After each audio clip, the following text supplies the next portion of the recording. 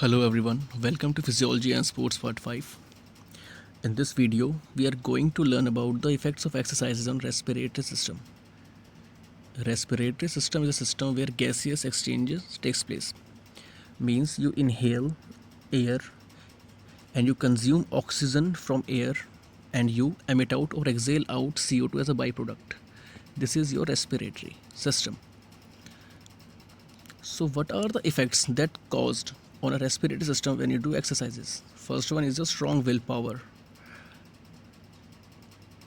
We'll discuss this point in the end.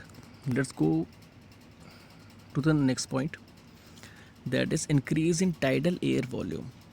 So listen very carefully. Tidal air is the amount of air that flows in and out of the lung in each quiet respiratory movement. That means आपकी एक single respiration में, single respiration किसे बोलते हैं, जो आप एक बार inhale करते हो एयर और एक्सहेल करते हो, ये आपकी सिंगल रेस्पिरेटरी मूवमेंट है. इस मूवमेंट में आप कितनी एयर वॉल्यूम को इनहेल कर रहे हो और एक्सहेल कर रहे हो, this is your tidal air volume and it increases when you do regular exercises. Normal, जब आप एक एवरेज कंडीशन में होते हो, आप नॉर्मल रेस्ट स्टेट पे होते हो, तो आपका टाइडल एयर वॉल्यूम अलग होता है. But when you perform any physical activity for a prolong period, जब आप एक ट्रेंड एथलीट बनते हो, तो ये इंक्रीज़ हो जाती है with minimum efforts.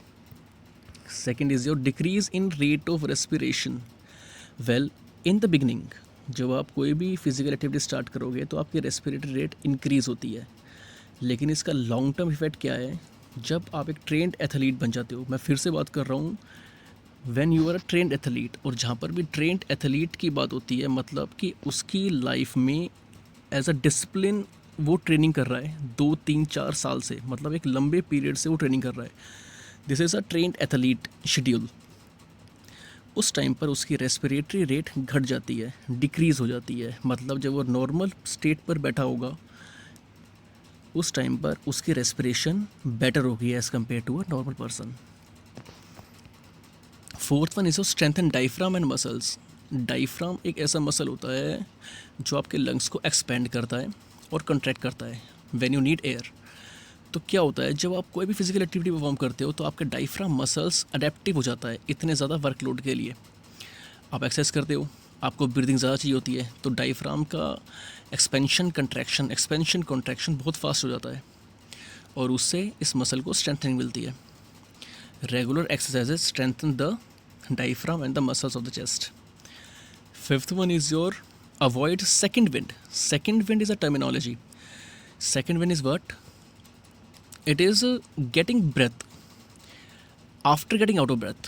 Means, let's just take an example. मैं आपको भागने के लिए बोलूँ, अगर मैं आपको बोलूँ you have to take rounds of 400 meter track, 5 rounds.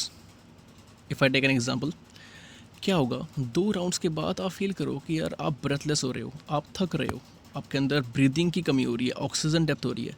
लेकिन उसके बाद भी अगर आप उस मूवमेंट को कंटिन्यू करते हो तो आप फील करते हो कि yes I am adaptive now, अब मैं बहुत ईजिली भाग पा रहा हूँ, अब मैं आउट ऑफ ब्रेथ नहीं हो रहा या मेरी सांस नहीं फूल रही.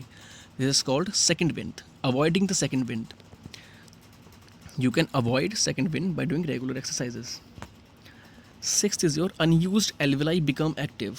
Alveoli are the air bubbles, the sacs. वो बलून्स होते हैं, वो गुब्बारे होते हैं जो आपके लंग्स के अंदर होते हैं, जहाँ पर एयर स्टोर होती है.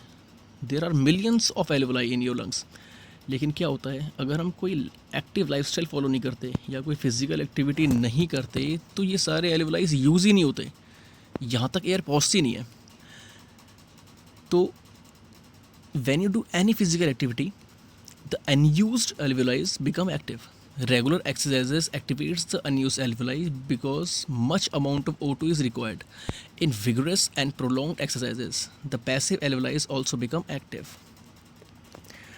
Seventh is increase in endurance. It's quite obvious when you do regular exercises. तो सबसे पहला जो फिटनेस कंपोनेंट होता है, जो इन्हेंस होता है, जो इम्प्रूव होता है, that is your endurance. If exercise is performed regularly and for a longer period, it increases endurance.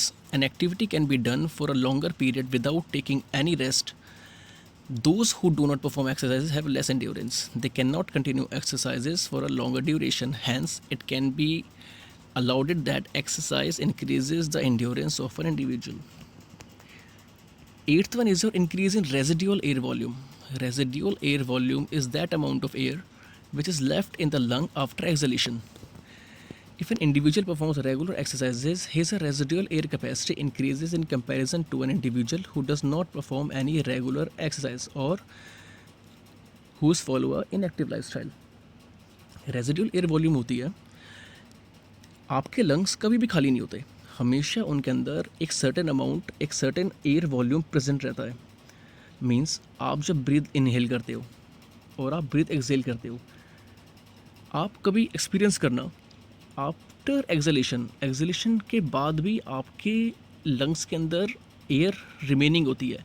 कभी ट्राई करके देखना, इनहेल करना, एक्सहेल करना, फिर उसके बाद दोबारा फोर्सफुल एक्सहेल करना without inhalation. It can be done. This is your residual air volume. So regular exercises increase your residual air volume. Next, ninth point is your increase in size of lungs and chest. Well, जितनी ज़्यादा आप exercise perform करोगे उतनी ही ज़्यादा आपके organs expand होंगे, improve होंगे. Simple सी बात है, जैसे डिमांड बढ़ती है वैसे ही साइज़ भी बढ़ता है आपके ऑर्गन्स का. नॉट मच, ज़्यादा नहीं, but yes at a certain extent it can be possible. Then that effective exercises or regular exercises can increase your size of lung and chest. 10th is your prevention from diseases. The speed of inhalation and exhalation becomes less is in an individual who does not do any exercises. The waste product starts sticking to her lungs, and with the passage of time, his or her lungs get damaged. On the other hand, if we perform regular exercises, we will have to inhale and exhale more air speedily. By doing so, the waste products will never stick to our lungs. These products will come out automatically and the lungs will not be damaged. In this way, it can be said that by doing exercises we can prevent various diseases. जितनी ज़्यादा आप एक basic कहावत है कि अगर आपको अपने शरीर को यूज़ करना है फॉर लॉन्गर पीरियड तो आपको उसकी हेल्प भी करनी पड़ेगी, आप उसका ध्यान भी रखना पड़ेगा. जितनी ज़्यादा आप रेगुलर एक्सरसाइजेस करते रहोगे उतनी ही आप डिज़ीज़ फ्री रहोगे. सिंपल सी बात है. अगर मैंने आपको पहले बताया, प्रीवियस पॉइंट में देखा था कि देर आर लॉट्स ऑफ एल्वेलाइज जो हमेशा पैसिव रहते हैं, जो कभी यूज़ ही नहीं होते क्योंकि आप कोई फिजिकल एक्टिविटी परफॉर्म नहीं करते. तो बहुत ज़रूरी है to indulge yourself in lots of physical activity, ताकि वहाँ पर कोई भी डर्ट डिपॉजिट ना हो. 11th point is your increase in vital air capacity. Okay, listen very carefully. It is the amount of air which an individual can inhale and exhale with maximum efforts. Its capacity varies from 3500 cc to 4500 cc in a normal adult. It is the sum of tidal volume, inspiratory reserve volume and expiratory reserve volume. With regular exercises, a person's capacity may increase up to 5500 cc. Vital air capacity is the amount of air inhaled and exhaled with maximum efforts. अगर मैं आपको बोलूँ ज़ोर से inhale करो and ज़ोर से exhale करो, this is your vital air capacity. जितने भी आपने वॉल्यूम इनहेल करी लंग की और एक्सहेल करी, this is your vital air capacity. And bye doing regular exercise it can be increased. So these 11 points these are the basic effects which cause when you do regular exercises. So let's go with the strong willpower again. As we all know, where if you want to achieve something good or if you want to be great, you need willpower for that. Willpower increase करना बहुत ज़रूरी है. और willpower एक ऐसा factor है जो आपको किसी भी एक्टिविटी के अंदर हेल्प करेगा. और इस एक्टिविटी को इम्प्रूव करने के लिए आपको फिज़िकल एक्टिविटी से बेटर कुछ नहीं मिलेगा. Physical activity improves your will power. जहाँ पर आप लैक्टिक एसिड टॉलरेंस फील करते हो, जहाँ पर आप आउट ऑफ ब्रेथ फील करते हो, आप बहुत सारी चीज़ों के बाद भी यू मूव फॉरवर्ड, आप कंटिन्यू करते हो एक्टिविटी को. ये चीज़ें आपकी विल पावर को इंक्रीज़ करता है. एंड इट ऑल्सो एनहेंसेस और improves your living standards. That's all for today, I guess. Thank you.